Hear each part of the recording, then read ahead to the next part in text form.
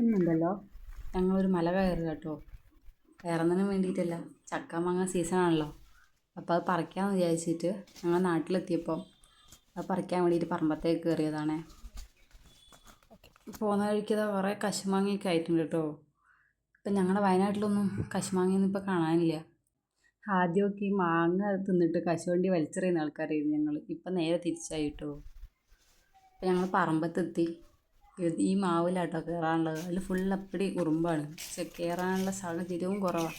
അങ്ങനെയായിട്ട് തോട്ടിയെടുത്ത് പറിച്ച് തരിക കേട്ടോ. അപ്പോൾ കുറേ മാങ്ങ ഉണ്ടായിരുന്നു. നമുക്കിപ്പോൾ അച്ചാറിനും ഉപ്പിലിടാനും വേണ്ടിയിട്ട് ആവശ്യമുള്ളത് മാത്രം പറിച്ചെടുത്തേ. പിന്നെ മാങ്ങ കാണുമ്പോൾ വയലിൽ പിന്നെ എങ്ങനെയായാലും വെള്ളം ഊറുമല്ലോ എന്ന് വിചാരിച്ച് ഞാൻ വേഗം ഒരെണ്ണെടുത്ത് തിന്നു കേട്ടോ. നല്ല പുളി ഉണ്ടായിരുന്നു, അധികം മൂത്തിട്ടുമില്ല.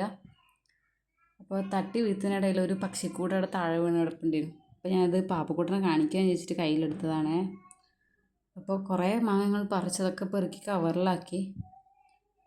അതും കൊണ്ട് താഴേക്ക് ഇറങ്ങണമല്ലോ. അപ്പോൾ അതും കൊണ്ട് ഞങ്ങൾ താഴേക്ക് ഇറങ്ങി കേട്ടോ. ഇന്നത്തെ വീഡിയോ ഇത്രയേ ഉള്ളൂ. ശുഭദിനം.